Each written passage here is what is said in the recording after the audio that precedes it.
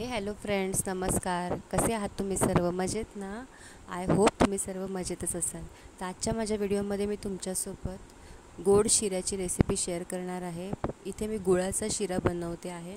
त्यासाठी मी इथे 1 वाटी रवा घेतलेला आहे आणि अर्धी वाटी गूळ घेतलेला आहे. चिरून घेतलेला आहे गूळ छान. रवा मी घेतलेला आहे, जाड रवा घेतलेला आहे, ज्याचा आपण उपमा बनवतो तोच रवा.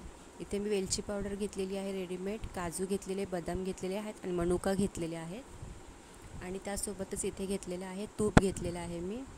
तर आता मी 1 वाटी जो रवा घेतलेला आहे तो तुपामध्ये मी छान असा भाजून घेणार आहे. चला तर मग आपण रेसिपीला सुरुवात करूया. तर फ्रेंड्स, इथे आता मी गॅस ऑन केलेला आहे, त्यावर कढई ठेवलेली आहे आणि आता सर्वप्रथम मी त्यामध्ये तूप घालते.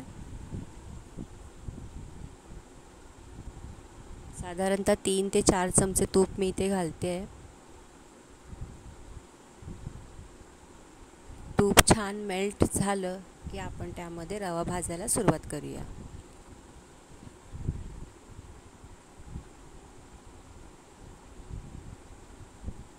इथे मी गोवर्धनचं तूप घेतलेलं आहे, तुम्ही कोणत्याही ब्रँडचं तूप घेऊ शकता.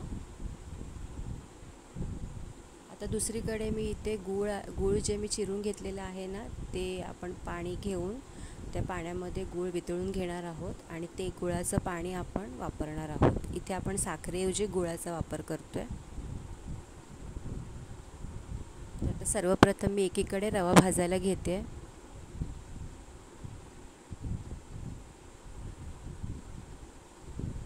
एक वाटी रव्यासाठी मी अर्धी वाटी गूळ घेतलेला आहे. तुम्ही तुमच्या आवडीनुसार गुळाचं प्रमाण कमी जास्त करू शकता. आता इथे मध्य आचेवर मी मस्त असा रवा भाजते आहे.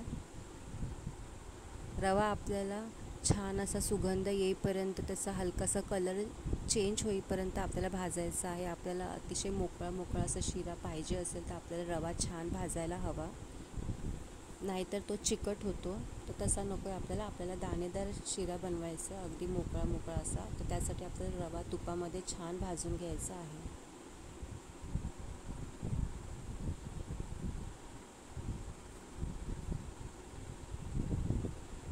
आपल्याला हे मध्य आचेवरच हळूहळू चमच्याने ढवळत राहायचं आहे, जेणेकरून खालीन करपता कामा नये रवा.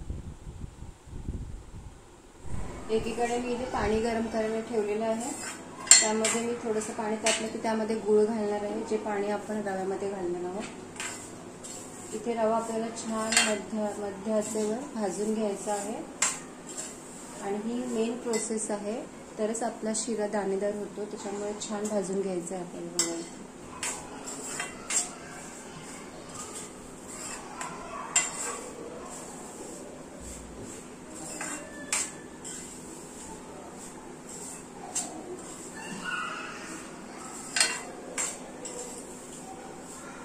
ते पाणी तापलेले आता त्यामध्ये मी घालते, त्यामध्ये गूळ.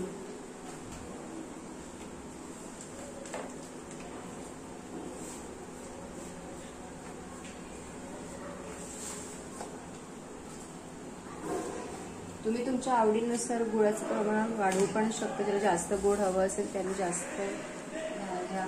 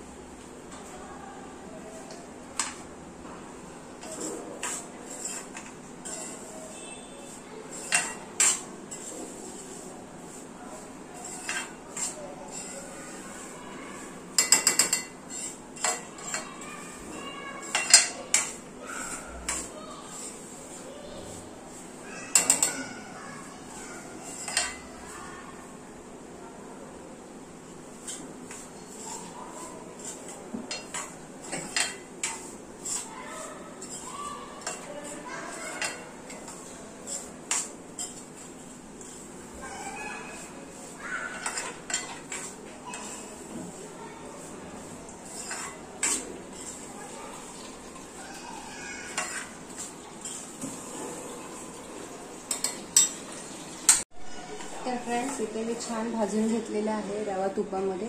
दुसरीकडे हे इथे आपलं पाणी तयार आहे, ज्यामध्ये मी गूळ घातलेलं होतं. आता मी ह्यामध्ये हलकंसं मीठ घालणार आहे.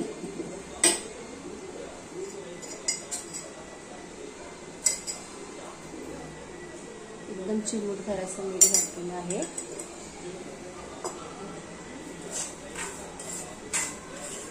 इथे मी बदाम आणि काजू बारीक करून घेतलेले आहेत. थोडेसे हलकेसे तुकडे करून घेतलेले आहेत. ते मनुका आहेत, बदाम आहेत, काजू आहेत आणि ही वेलची पावडर आहे जी रेडीमेड मिळते ना ती.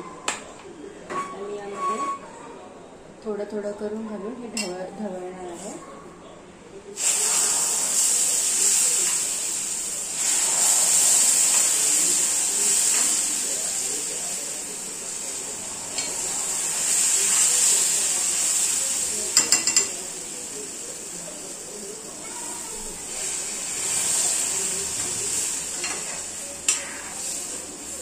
रवा उडतो ना, त्याच्यामुळे मग थोडं थोडं करून घालते मी.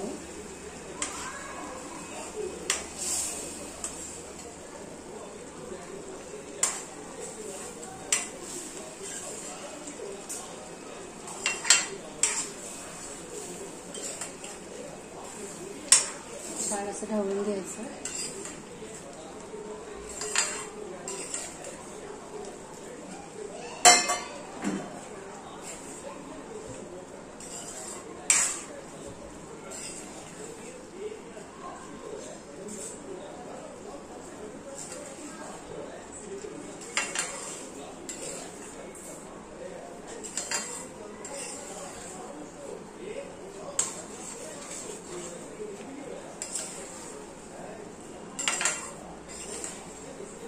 ज्यांना साखर खायची नाही आहे त्यांनी हे गुळाचा शिरा खाऊ शकता.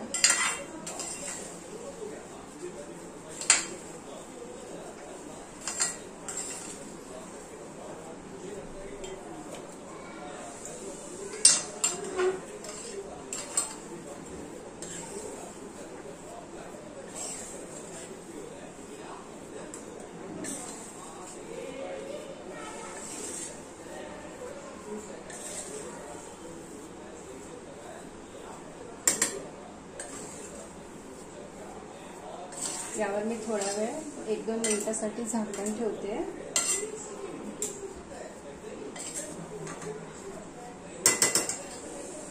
एक 2 मिनिटांसाठी आपण झाकण ठेवूया यावर थोड्या वेळासाठी. तर फ्रेंड्स, हे 2 ते 3 मिनिटं झालेली आहेत. आता आपण पाहूया.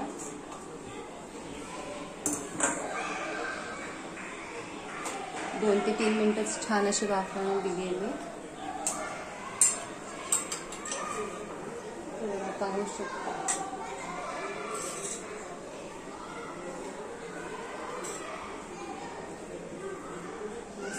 असं दाणेदार झालं आहे.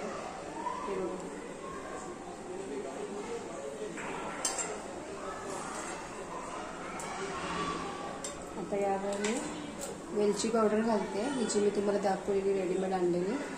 तुम्ही घरी सुद्धा वेलचीची पावडर करू शकता. तर आता मी ही घालते थोडीशी,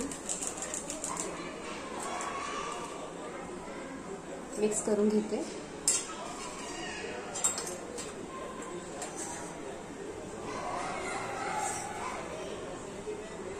मस्त सुगंध येतो.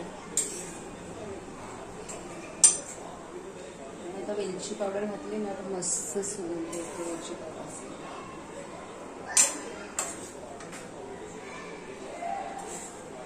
मस्त असं मोकळा मोकळा झालेला आहे शिरा आपला.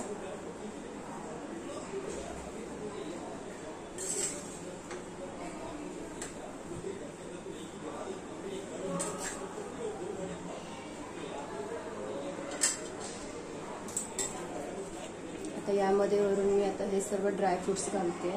काजू घातले, बदाम, मनुका,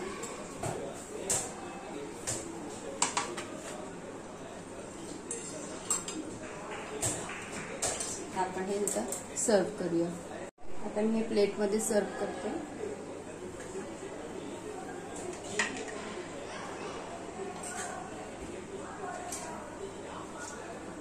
वाव, मस्त गरमागरम शिरा तयार आहे.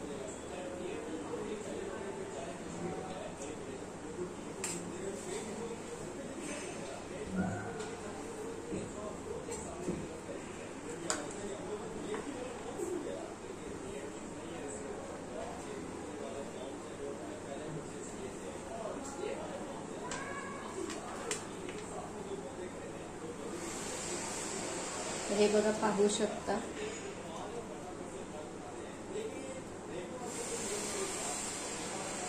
तर फ्रेंड्स, हे पहा, इथे माझा गुळाचा शिरा बनवून रेडी आहे खाण्यासाठी. हे पाहू शकता तुम्ही, एकदम मस्त मोकळा मोकळा शिरा रेडी झालेला आहे.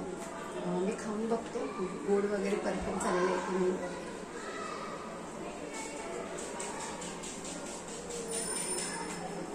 येस, गुळाचं प्रमाण एकदम परफेक्ट आहे. मला नाही वाटत यापेक्षा गोड हवं असेल कुणाला. 1 वाटी रव्यासाठी अर्धी वाटी गुळ मी घेतलं होतं, जे की परफेक्ट झालेलं आहे.